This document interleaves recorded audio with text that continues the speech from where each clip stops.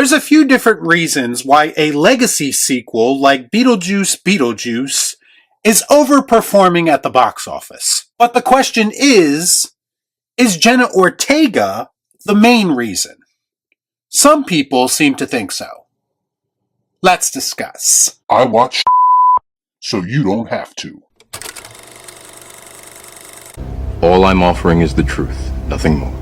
Tim Burton's supernatural dark comedy Beetlejuice Beetlejuice is coming in at the high end of expectations according to reports. Apparently, the film's 3-day domestic haul is coming in at $110 million, while the estimated global haul is around $145 million. For context, that is good enough for the second best opening ever in September, behind only 2017's It. It is the second highest opening for director Tim Burton, the third best overall for 2024, and get this, its domestic debut has outgrossed the first film's entire $75 million global box office total already. You bunch of losers! You're working with a professional here! Now, just like when a film flops, and we all try to figure out why, let's dive in and try to figure out why Beetlejuice Beetlejuice seems to be connecting with a lot of people. And maybe it will give us a better understanding of what people are looking for when it comes to bringing back these iconic franchises. And right off the top of my head, the biggest reason why this film is succeeding is the most obvious reason. Nostalgia is a hell of a drug. Now, I'm on record as saying Beetlejuice Beetlejuice handles nostalgia better than its delayed sequel counterparts. But for me, and this is something that I've been thinking of since I watched it, regardless of whether this new film needs to exist or not, I cannot deny that it was great to see one of my all-time favorite characters on the big screen again. The movie wasn't perfect, but it allowed me to escape for a couple of hours into a world I've always loved. Goddamn right, that's the only way I work, Cap. And to me, when you're going to see one of these types of films, that's what it's all about. I think a lot of people didn't realize how nostalgic they were for this franchise until the hype started to build around the sequel. I think it made people start to talk about and think about the original, and it kind of reminded a lot of people of their love and admiration for this character. Like myself, for instance, I am running around trying to buy up all the Beetlejuice merchandise I can find simply because of this movie. In addition to that, it's coming out right before October, right when people start to get that Halloween season itch. And make no mistake about it, this movie is overflowing with some of that contagious Halloween atmosphere. The type of thing that's going to get you in the Halloween spirit if you aren't there already. I can feel the juices rushing back to my balls as we speak. But more than anything, I just think people were excited to see this character again. There's something about Michael Keaton returning to one of his most iconic roles, and Tim Burton returning as well, being back at the helm. I was thinking about it yesterday, and this movie almost felt like an elongated version of one of the Beetlejuice animated series episodes. And that's not a bad thing. That's the vibe I wanted from Ghostbusters Frozen Kingdom, and I didn't get that at all.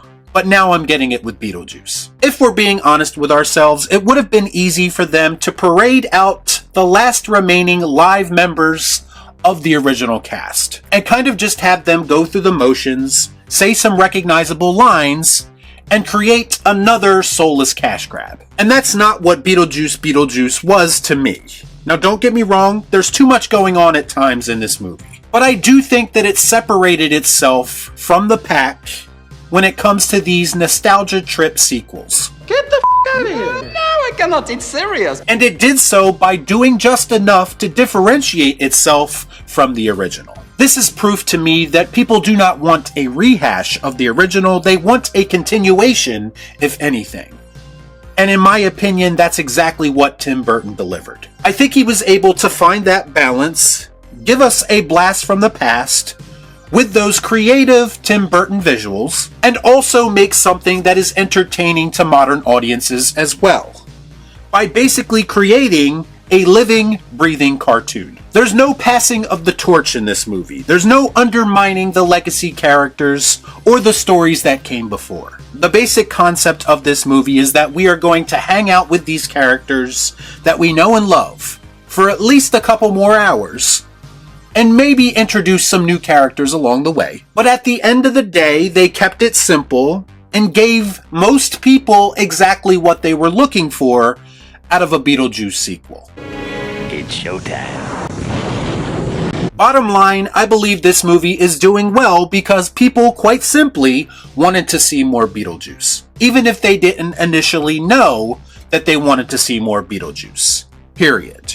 It's not that complicated. Why did people show up for Romulus? To see more aliens. Why did people show up for Deadpool and Wolverine? To see more Deadpool and Wolverine. Not that I'm comparing those movies to Beetlejuice, because if I'm being honest, I enjoyed Beetlejuice a lot more than either of those. I'm just trying to connect the dots for people, including people in Hollywood, who tend to overthink these things. Which brings me to this Deadline report, and if I'm being brutally honest, I'm not really sure what I'm supposed to do with this information. I don't get it.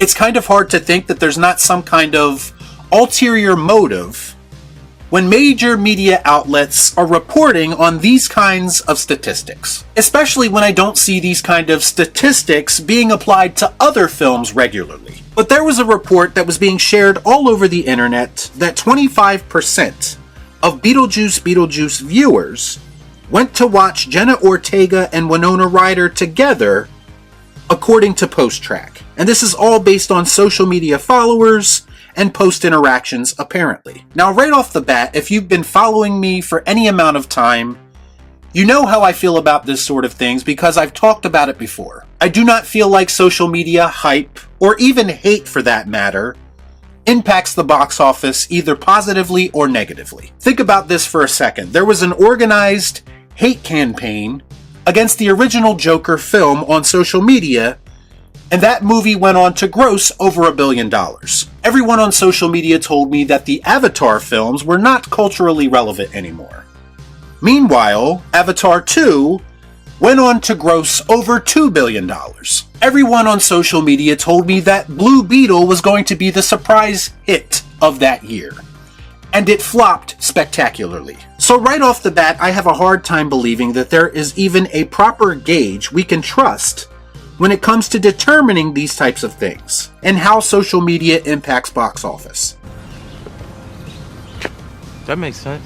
Also, I've seen some people try to take this report and try to spin it into, well, Beetlejuice Beetlejuice wouldn't be doing as well without Jenna Ortega. This person was one of many who suggested this by trying to make a correlation between this and Scream 6's box office success. Now, I'm not denying that Jenna Ortega's presence in this film made some kind of impact. What I'm saying is that I don't think it's to the degree that some people are suggesting. In this day and age, established IPs and brand names come before everything, and we all know that. And I think if these numbers are read correctly, without fan goggles, it will confirm that. She's sharing 25% of the interest in this film with Winona Ryder. So that means 75% of the people who went to see Beetlejuice 2 went because of other reasons.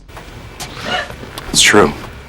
Now, I'm not saying that 25% or even half of 25% isn't relevant, but I do think we need to curve the Jenna Ortega glazing just a bit and stop trying to force her impact into existence. As I said in my review, she was fine in the film and it made sense for her to be there. But some people suggesting that she is the biggest reason why this movie is succeeding is a bit of a stretch for me. The movie is not called Astrid Juice, it's called Beetlejuice. Now what do you think?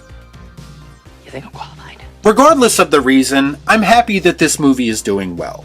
It's good for the people involved, and I think it's good for the fans. Hopefully this sends a message to Hollywood about how to take properties from the past and bring them into the modern era in the correct way. I've already seen rumors of a potential third film, and if that's the plan, I think that's not the best idea. You got through this sequel relatively unscathed, and you made a nice chunk of change in the process. I don't think there's a need to go to the well too many times on this one and risk ruining what you have now accomplished.